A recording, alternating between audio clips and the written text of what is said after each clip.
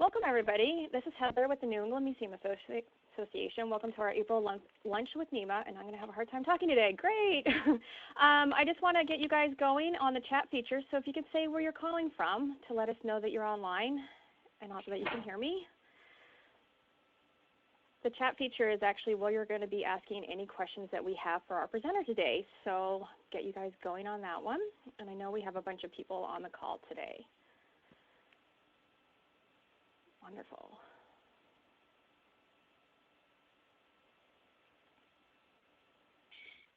Looks like we have a broad range here.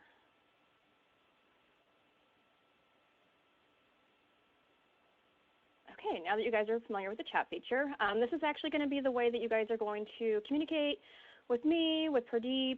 BJ Larson's also on the call helping us here at NEMA. So if you guys do have questions, just type them in on the chat feature and I will interrupt and politely ask them, or we can also wait until the end to ask the questions.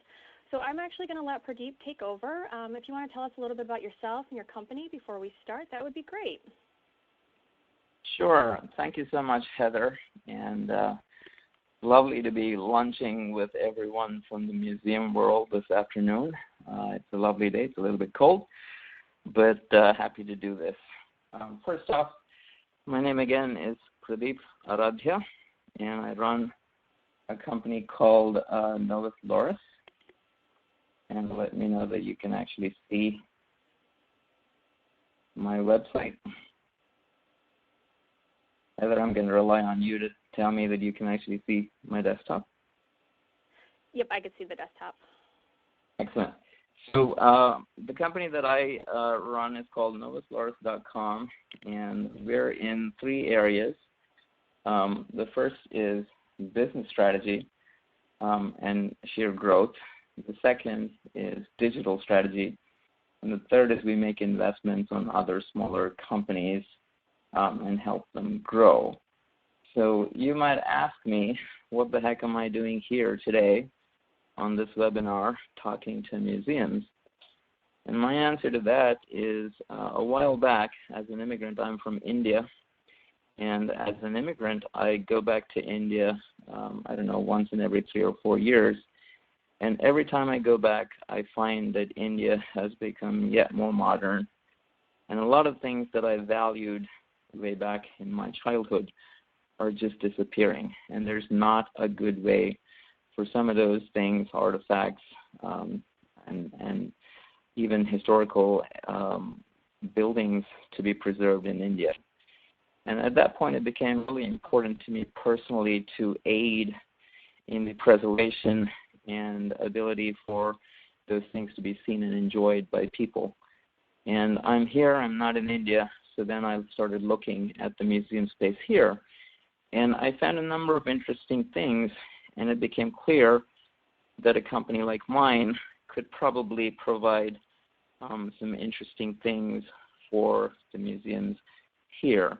And hence my interest, and primarily our focus has been to, number one, educate and help museums, and to really sort of help you guys jump into the digital age, if you will, which is our core strength. To that end, what I wanted to do today was to, number one, look at your core audience and what is going to become your core audience in the near future, understand how they behave a little bit, help you understand what you can do. And we've done this in other areas, not just museums. We've done this for food. We've done this for financial services companies. And when you look at millennials particularly and how they behave, we wanted to be able to sort of provide museums with the expertise that we have in other spaces. And hence, we spoke with Dan and NEMA, and we became members, and here we are hosting this webinar to basically help you and potentially give you the tools to jump into this new digital age. With that said, maybe what I can do is to switch over to our presentation. So there's a lot of material here, and I'm probably going to just completely jump over some of the finer details, but the material will still be hopefully available to you after the webinar if indeed you want to sort of go through it. So today we're going to be focusing on millennials, collections that you might have in your museums, and the digital outcomes that bring you the outcomes, the strategic growth that you want. So what are we going to actually talk about today? First off, we have to really examine who we're trying to address and whose attention we're trying to capture and how they behave. What is their deal? And we'll talk a little bit about some of the measures that we've seen work across digital in other spaces and that are very relevant to here as well. We did a fairly comprehensive analysis of museums and how they behave on digital, and I'll tell you what digital means to me in just a second. And we came up with a set of common problems that we saw and some measures that you can take to remedy those problems. And I think one of the biggest things that the two biggest things that we saw was, number one, there's not a comprehensive strategy. There's a lot of point solutions, a lot of players who want you to adopt their point solution, but nobody's sort of educating the museum space on a comprehensive strategy. And two, because there's no strategy, there are no tools that allow you to sort of do all of these things as well. So the hope is that this webinar sort of familiarizes you with some of that and starts to give you and make available to you tools that you can actually use, that, I'll say it outright, that you can afford to start getting into this digital age. So with that said, I'm going to jump straight in. This was a really interesting picture to me, and if you Google "I get it," you'll probably find it in various places. But this pretty much summarizes the millennial. If in your life you have a millennial who is running around doing a lot of things, you know for a fact that most of the information that they gather and many of the communications and tasks that they accomplish are done on the little devices. In fact, if you have someone a little bit younger, say in the teen age, you probably know that having a conversation is incredibly difficult because they will not look up from their devices. They will even go to gatherings of, I've seen teens gathered around the table, and all they do is they don't talk to each other. They focus on their phones and do whatever. So this has unfortunately become the sole means of reaching these folks. If it's not on their phone, they don't get it. And that's primarily what you have to sort of combat or take on if you're going to reach these millennials, because they gather their information, they run their lives based on the little devices. But that doesn't mean that that's all they do. So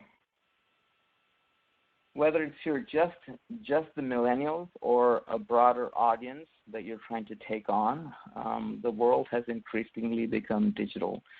So we kind of define digital as a combination of web presence and mobile presence. In fact, if you need to maintain a different web and mobile presence, then that's a harder task. So you really want to be able to try and combine them into one digital presence if you possibly can. So whether you're trying to drive your brand and bring about interest and engagement on the part of people who will visit your museums, on the part of volunteers who will come and volunteer at your museum, or whether you're trying to drive dollars to your museum via donors and other development efforts, making the information and what you provide on your museum super accessible is up to you. And that's central to be able to sort of drive all those goals.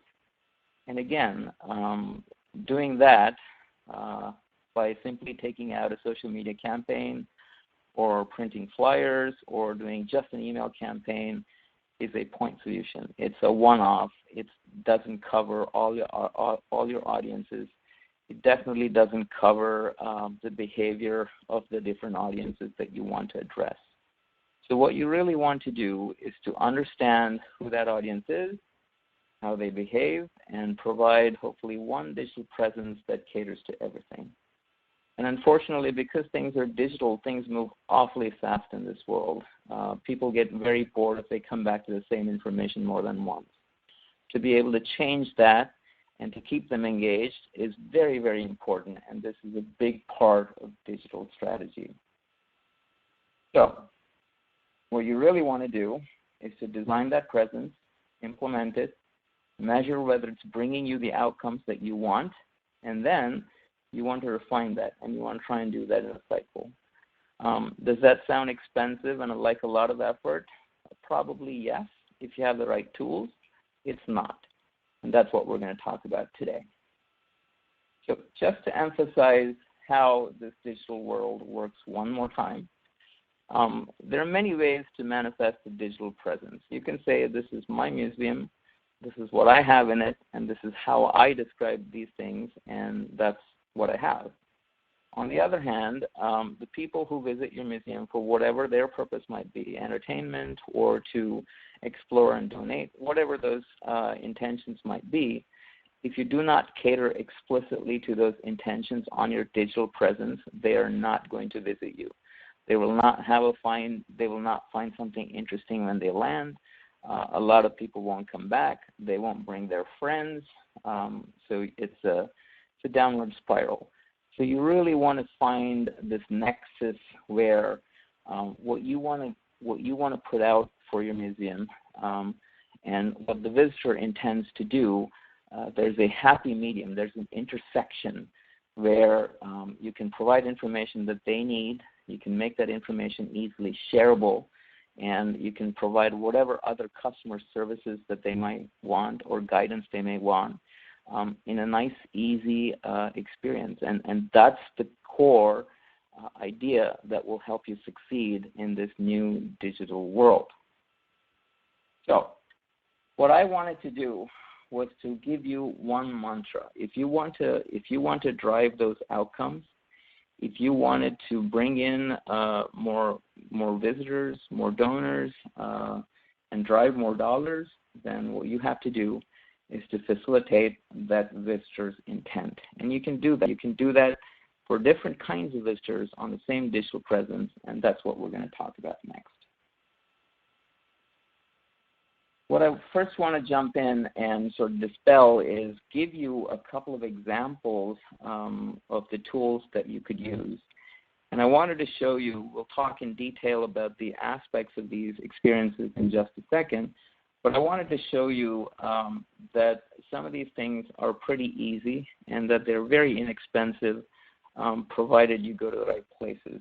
So one of the first things that my company did when we said that we should take an interest in this space is we built out experiences, digital experiences that work very well. And I want to take you to those for just a second. Heather, hopefully you can see this.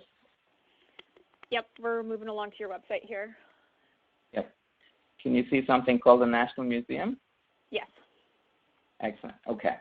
So this is not an actual museum website. This is something you'll notice you can actually go to this on your devices yourself. You can see it on your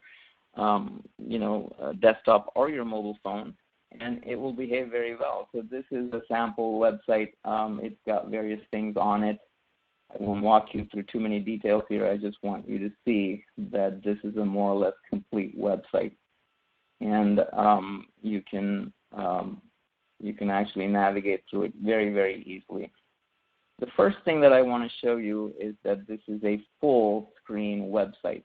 This is not one of those websites that looks like, say, this thing here, with the skinny content and the ridiculously large numbers of large amount of text that's too hard to read. Even this website, which is a little bit better and has more pictures, still has this, I have a shelf in the middle of my wall and big bare spaces on the edges of these shelves. And this is a much glitzier web experience, if you will. And what is really interesting about this is that when I go down to, say, the size of a mobile phone, the same website behaves very, very nicely. Let me show you what happens. So let's go back to this bad site, which is already kind of skinny. And I'm going to minimize my screen so that I'm down to the size of a mobile phone. And the moment you do this, you have a vertical scroll. But if you wanted to sort of view this entire sentence, then you're forced to scroll sideways. Put this kind of experience in front of a millennial, and they're not coming back. And this is a problem. So the first thing that you want to do is to have a single experience that allows somebody on any device to view it conveniently. So this was our sample website, and I'm going to minimize this as well. And now we're down to cell phone size, and everything still fits. There is no horizontal scroll bar. You can read everything without having to scroll horizontally. You would do your natural up and down scrolling like you would on a cell phone. So this experience is pre-built to behave like this. You don't have to sort of build a secondary mobile app or any of that nonsense and spend extra to do this. Another thing that I want to point out here is that digital experiences can be very engaging provided you use the right sorts of things. So what I'm going to do here is I'm going to click Explore. When I do that, it takes me to an interactive guide. So here is a map of the museum. And again, this is a sample, and it's not as populated as a full museum might be. But if you came on to this interactive guide, and again, go ahead, click on this on your mobile phones. If you're following along, you'll find that it's still available to you on a mobile device.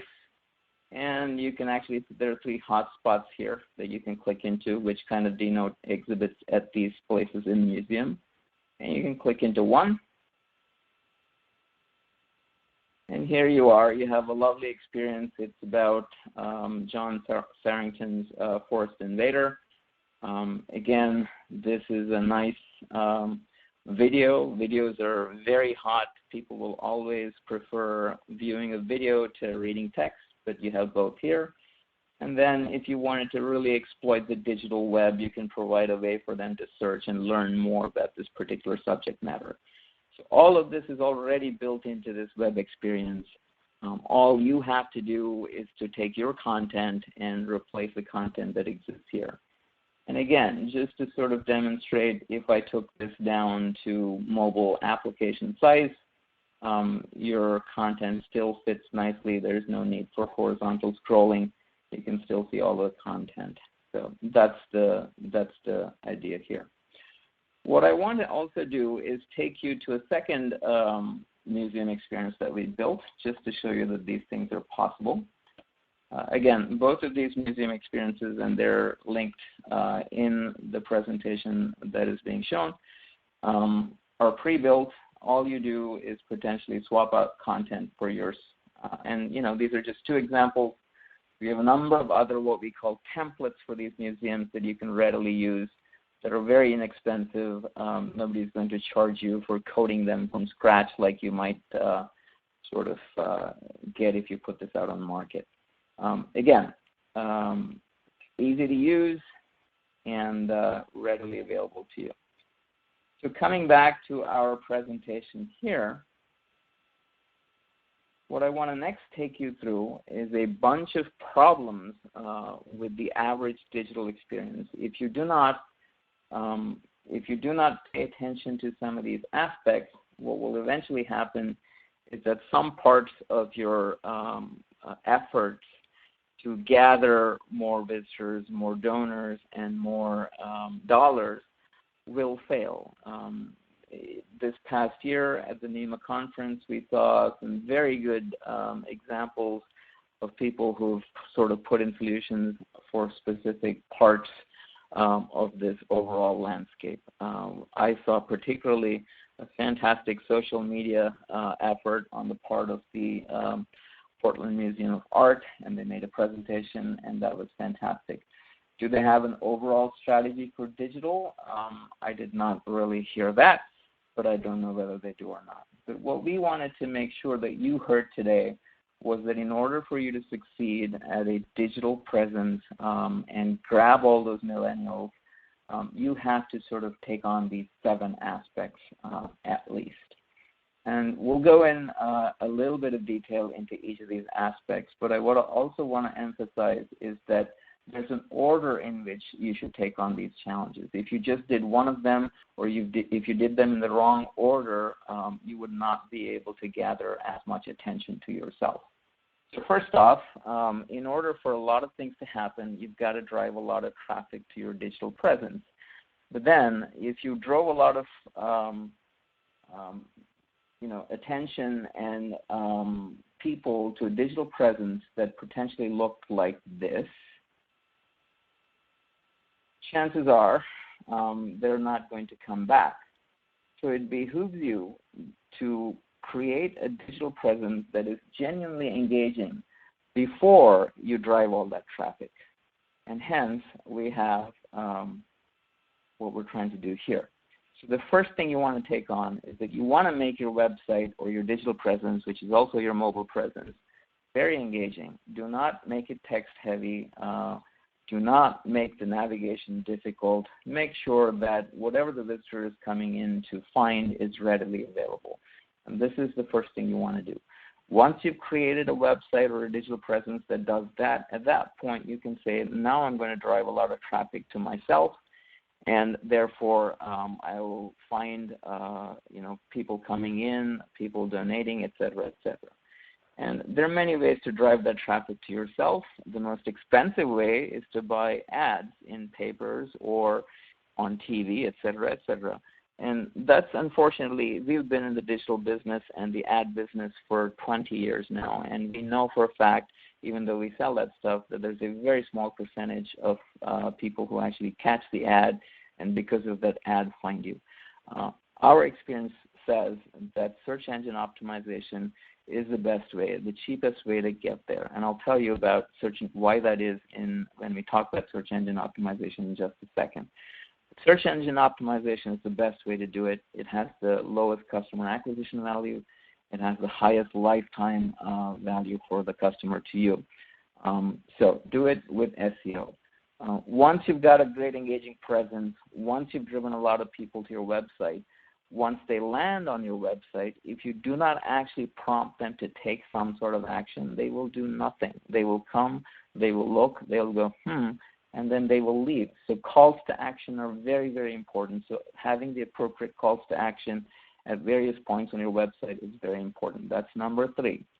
After that, you want these people who found you and enjoyed you to keep coming back. So the way to do that is to personalize for them. You give them accounts. You give them things that you know that they're interested in so that they know to come back and enjoy it some more. And that's number 4. If you've done all of those 4, the last thing you want is to make all the people that you've caught bring in their friends. And the way you do that is with social. You provide ways for the content that you have on your website to be shared, to be enjoyed. You provide ways for the people that you caught to look fantastic because they know you. And that's how you use social to genuinely expand your network of followers, expand the number of people who will come visit you and donate to you. If you did all of these 5 things, how do you know that your efforts are actually working? Sure, you might find that there's an uptick in visitors. You might find that there's an uptick in dollars. But you don't know at what points of this process you're potentially losing a lot of people. You don't know whether your website is genuinely engaging. You don't know whether the calls to action that you put in are actually calling them to action. So you really, really need to sort of track what's going on your website, ensuring that at each step of these measures you've taken, that the maximum number of people are progressing to the next step and you are achieving the conversions and outcomes that you wanted. So having some sort of analytics, understanding what those analytics tell you, and really sort of getting to a point where you act on those analyses is super important. The last aspect is, again, something that we talked about just now. If your digital presence forces mobile users to say, I don't like this, you have a problem. So ensuring that your digital presence is visible and easily accessible on any manner of device is super important in this day and age. So I'm going to sort of really walk through some of these aspects in a little bit more detail very fast. So bear with me. Again, in regards to the number one thing, engagement, you want to have nice engaging content. You do not want to have very small text like this. And the best thing that you can do, you can put up pictures, but the best thing you can do is put up video. Video is king. Everybody goes for video.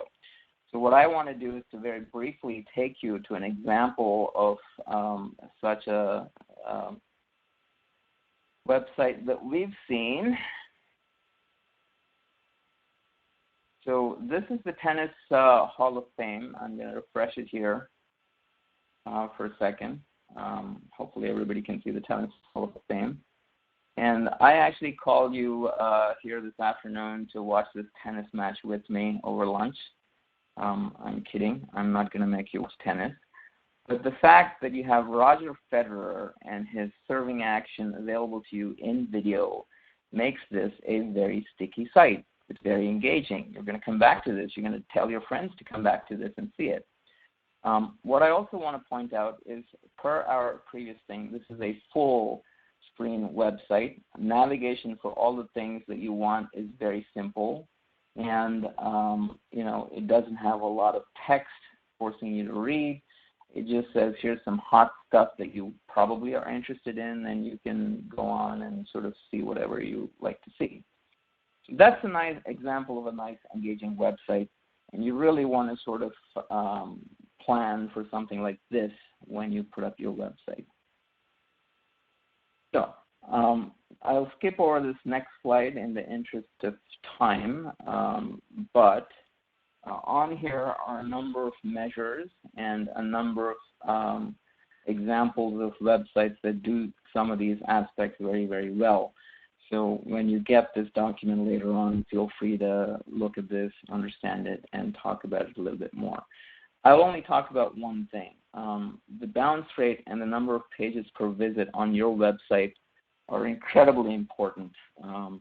Most museum websites that we've seen have a bounce rate of 70%, which means that 70% of the people who come to the website leave immediately. That is a website or a digital presence that is not working for that particular museum. If 70% of the people who find you leave you, that's time and expense on your part thoroughly wasted. If they do not view more than at least one or two pages, that's again a website that is not working for you. And measuring that bounce rate and sort of trying to reduce it, a good bounce rate is somewhere in the 20 to 40% range. And if you don't have that bounce rate, if it's higher than that, your website needs a makeover. Okay. So moving on to search engine optimization, also called SEO.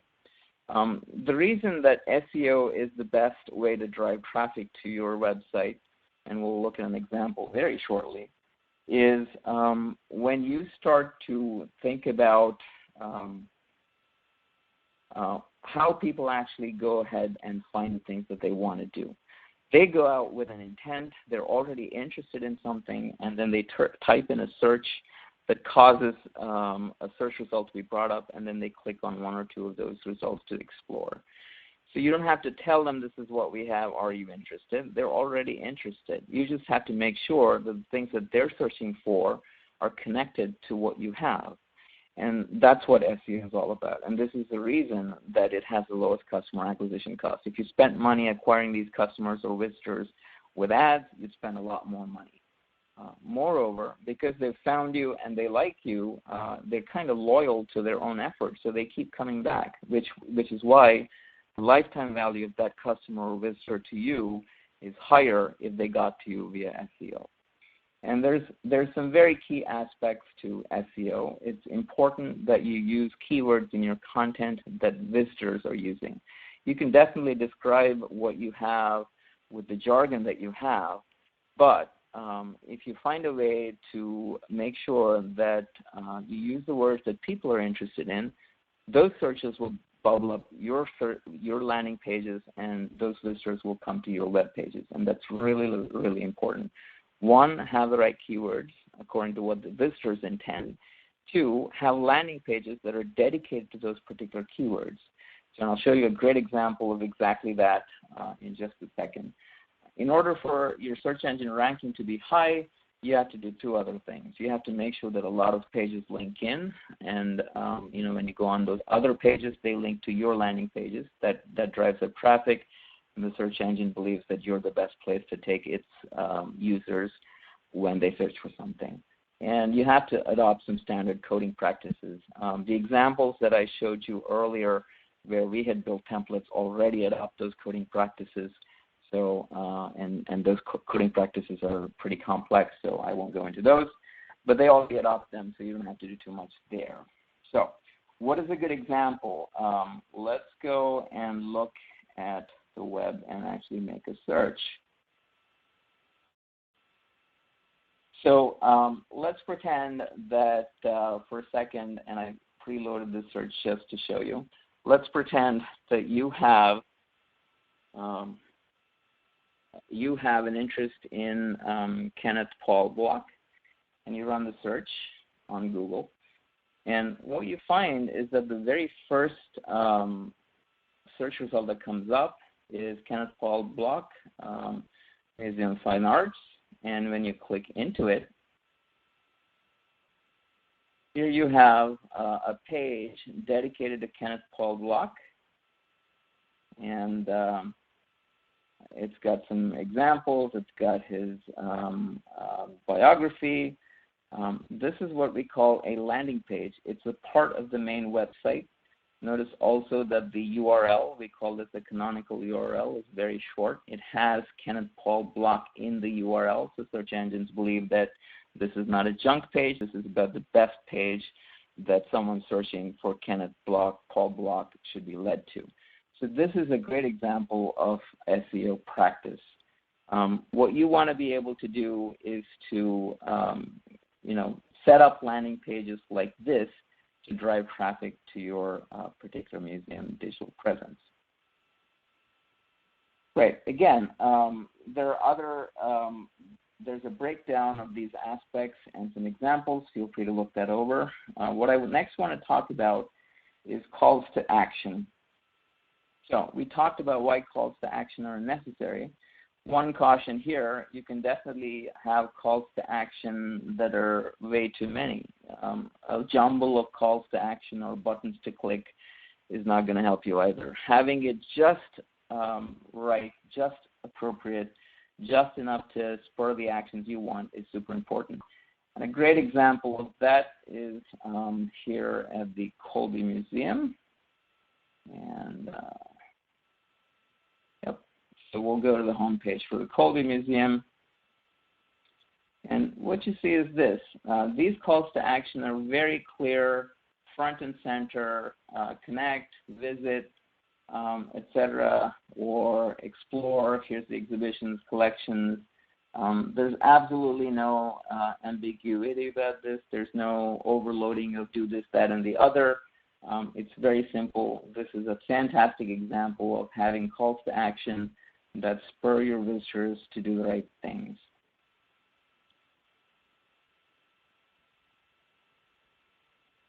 Cool.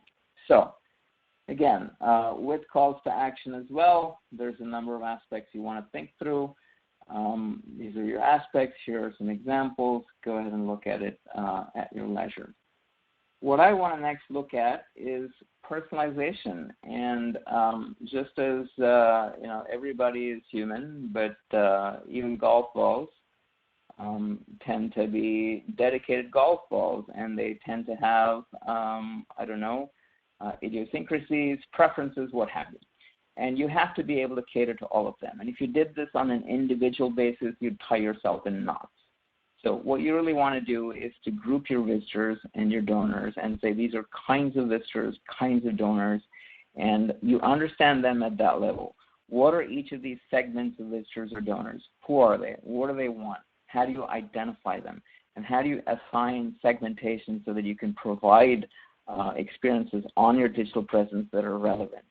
Once you've done that, you can do everything from giving them accounts and wish lists and a voice to say something on your website, to incentivizing their return by giving them some freebies, recommendations, shorter paths to what they want to do, help them save images that they like, help them share things, et cetera, et cetera. And let me show you some great examples of that as well. So what I want to take you to is the National Museum of Liverpool. And when you come to the home page, the experience that you see here is this fantastic, highly colorful experience, which clearly says this is a museum with all of these things. But the Museum of Liverpool has also identified that a number of their visitors and a number of parents who come to their museum like to bring kids. So they actually pulled off a coup. Down in the bottom corner here, they have this kids-only thing. Watch what happens when I click it. The entire museum completely switches. Your experience now is a kids experience. The things that are offered here are oriented towards kids. And you've essentially provided a different path on the same homepage for kids and what they're interested in. This is called personalization. Different segment of visitors, adults versus kids, different segments, different ways to engage them and keep them with you. What I also want to show you is the Art Institute of Chicago. The Art Institute of Chicago does an excellent job of inviting people to, number one, become members. And the moment it does that, it says, here's all the different membership levels, and I'm able to, as a member, give you this, that, and the other. And all of this information is readily available. It's not just become a member, there'll be some benefits, or here's 2 or 3 benefits. Everything is completely, transparent, easily displayed, probably cut into various levels of membership because they know what people do at their museums. And this is all easily available so that you can quickly decide which one you like. So this is a great way to make sure that personalization on your website is actually working. First, ensure that the different segments and what they're interested in is visible easily. Second, give them accounts so that they can save or do whatever else they think is relevant. So the last aspect that we're going to talk about very briefly is social. Where do your visitors play? What networks? Facebook, Twitter, where else? How do you cultivate them? How do you empower them to become your enthusiasts and spread the word about you? And how do you make sure or even attempt to spread some virality? And a good example is again, the Colby Museum. I'm going to take you back there for just a second.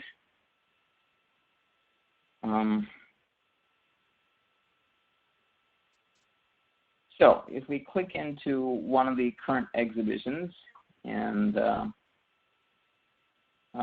what comes up is this particular page from the London collection. And right up top, you can share. And let's say you wanted to share this on Twitter. Watch what happens. First off, it gives you a link to this page that you can share, and then it highlights something that you want to do. And it allows you to spin this as a person, right?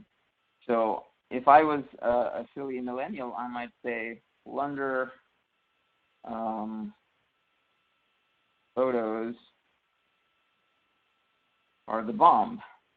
So what I've essentially done is I've put my spin on it, and I've managed to look cool while sharing your content. This is the essence of virality. Providing this kind of ability is super important on your website. Let's see what happens if we decide to share this on Facebook. On Facebook, with a little bit more space, it actually allows you to share a picture as well. And this is super important. Having this ability, having your visitors able to do this quickly is essential for them to engage their networks with you and bring a lot more attention to your museum. Cool. Again, there's many different aspects here about social that you can sort of look through, but I'm going to take... Pradeep mentioned that the social part of it, there's actually sites that will come up with those links for you, so you don't have to manually do all of them. We just actually did that with our journal where we added the share button, and so the site will share and it will continuously bring in new social media things because things are popping up all the time and stuff like that. So that's like an easy button to put on because someone else has already created it for you. Correct. Yep, there's any number of ways to do that, and what you want to do is to take on a tool that has all of that integrated already. Mm-hmm. Okay, right. Sorry. So, go ahead. Oh, no, that's all I had to say. Okay. All right. So one of the last aspects that you want to really think through is where are your visitors coming from?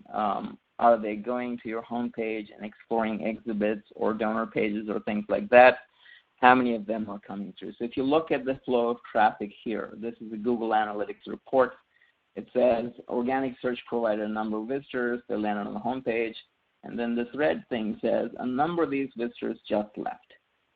A few went to the next stage, and then at that stage as well, a few fell off. Each of these drop-offs is something that you have to address. This gives you, if you have analytics, it gives you, number one, the ability to say there are drop-offs. Number two, you can kind of either guess or ask survey questions on the website to say, why are you leaving at this point? And that will give you insight as to whether your content is working or whether the sequence in which you've laid your pages out is working. And it really sort of drives the reduction of these drop-offs, if you will. And a great example of that is here. Oops, I have to switch tabs.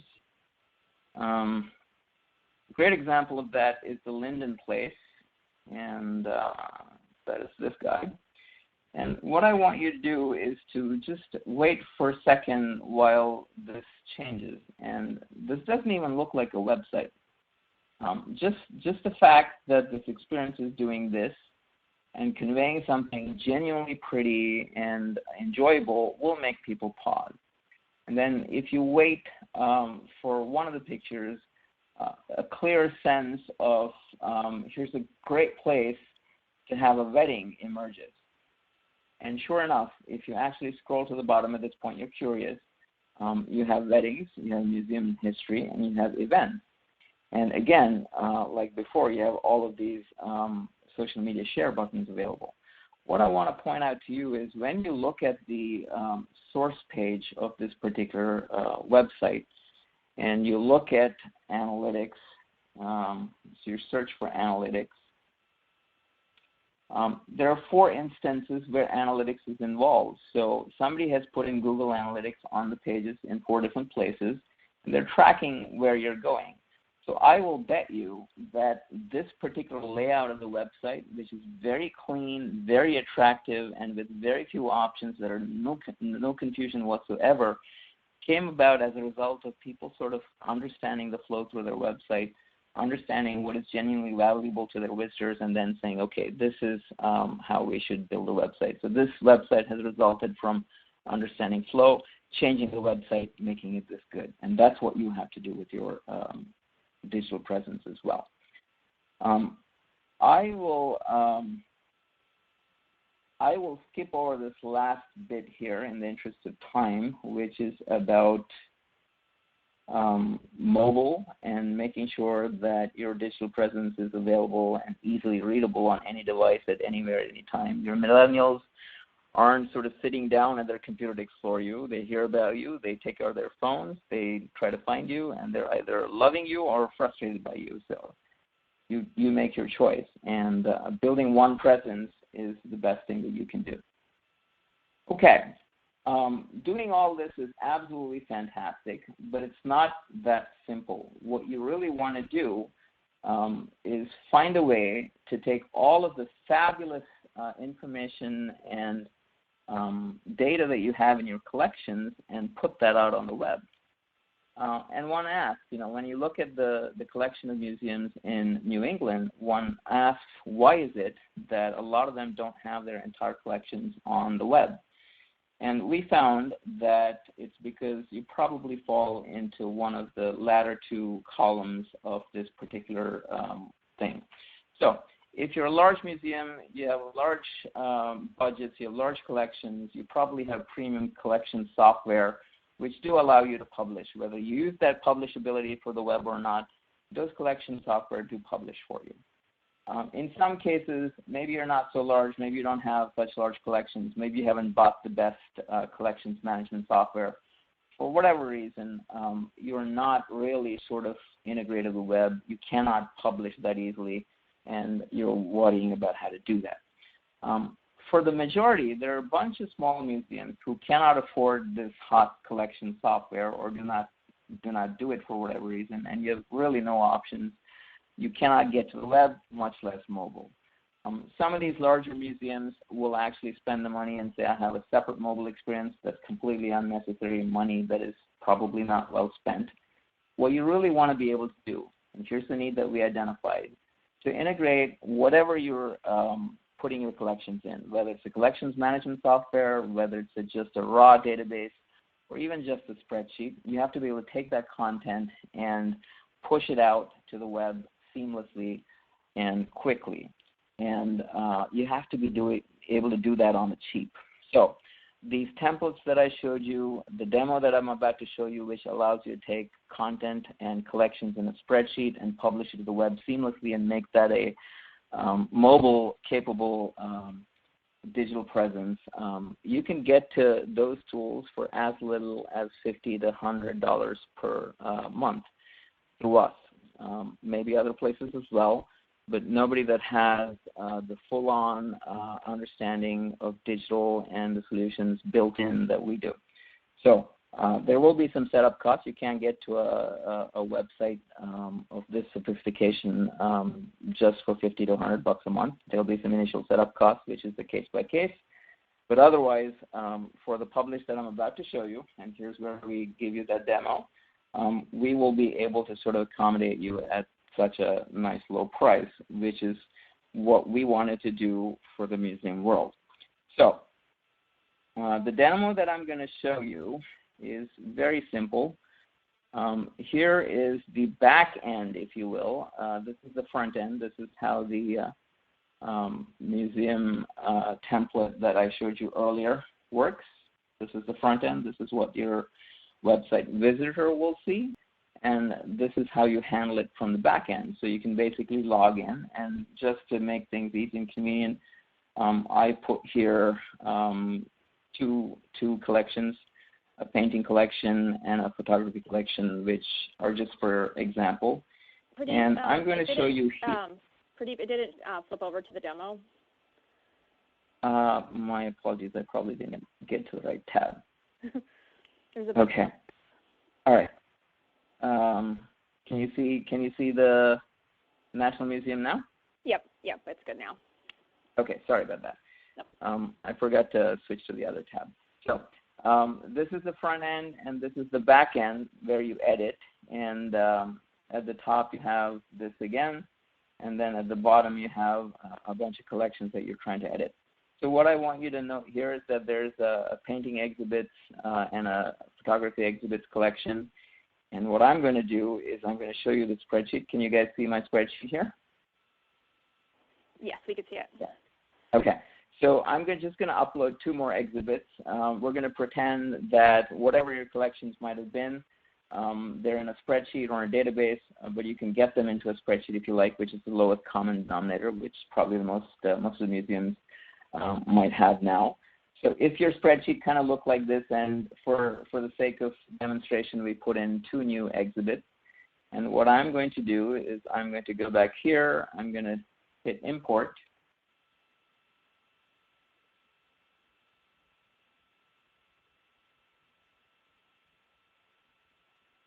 I'm going to go into exhibits. And my file is called exhibits templates. So I'm going to choose that file.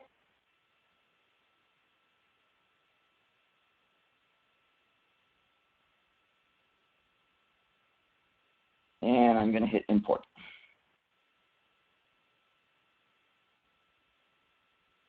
And it says it's created 2 pieces of content, and if I go and look at this, the content that I've just created, I've got 2 pieces of content that are brand new, and I'm just going to, for the fun of it, publish them. Publish selected content, update. Excellent.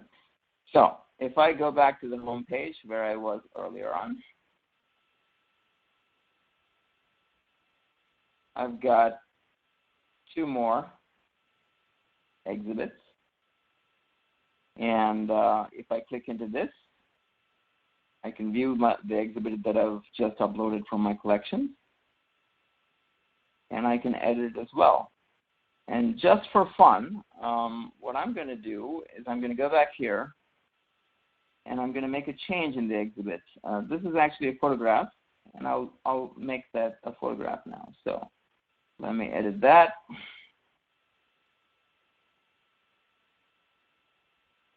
And classification is photograph. I'll hit save.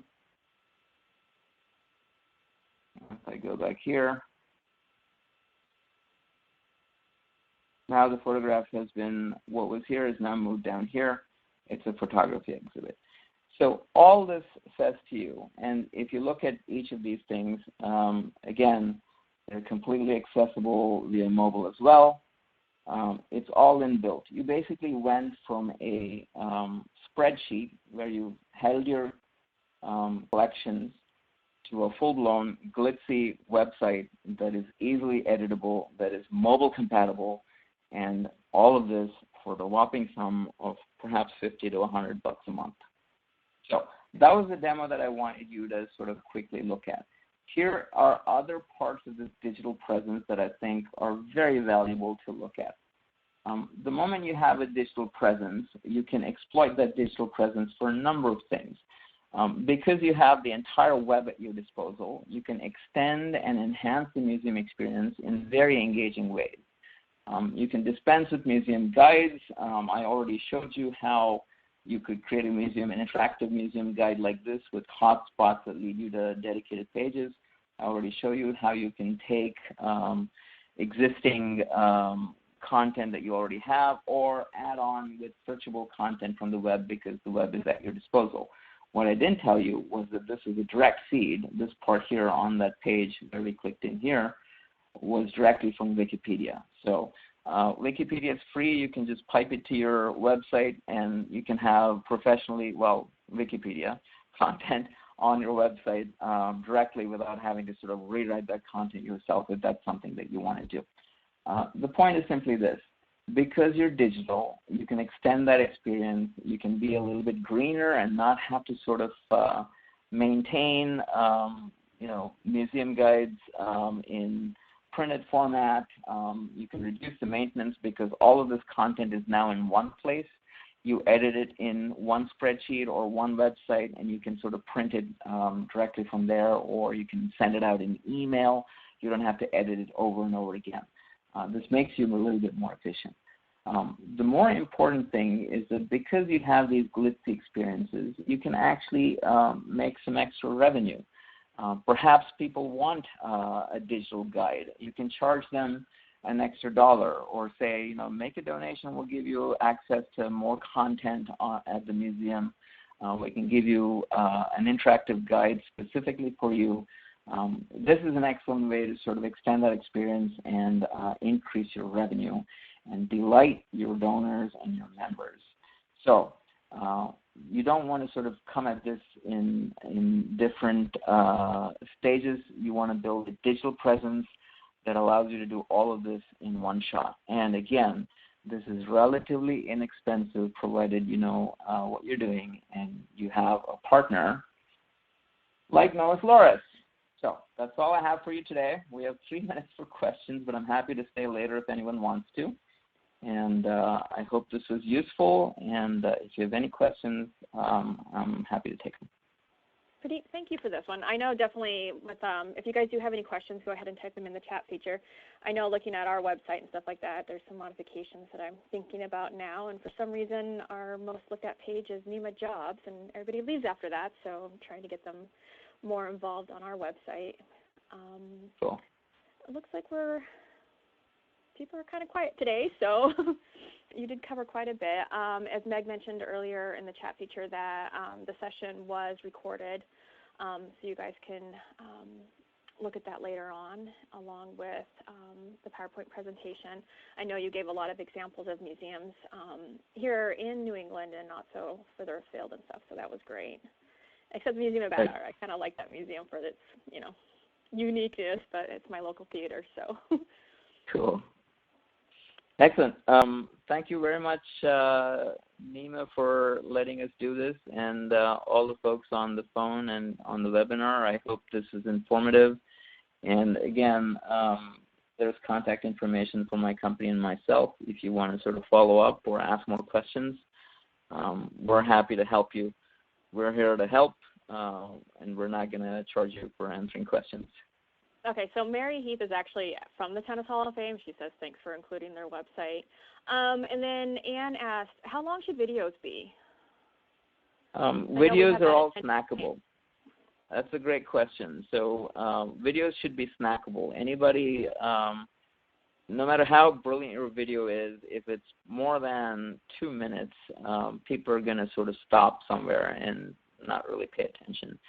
So I would advocate taking your video, if you've got a long one, chop it up into different segments and put it in different places. If you don't have that ability, then shoot shorter videos. I think your video should say something very specific and say it quickly and say it in an entertaining manner. So 2 minutes is probably the most you should shoot for. And there was also just a comment about I'd like to see more modules of curatorial expansions of the hotspots. So I think that's more information on certain areas. Is that correct, Christine? Yep. Yeah.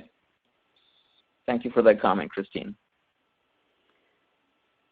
Okay, we're almost to our 1 o'clock hour. I want to thank everybody for joining us today, and especially Pradeep for giving the presentation. And also join us next month in May, last Wednesday of the month. We will be talking from Jessica from the Northeast Document Conservation Center. I know we have some people typing in here.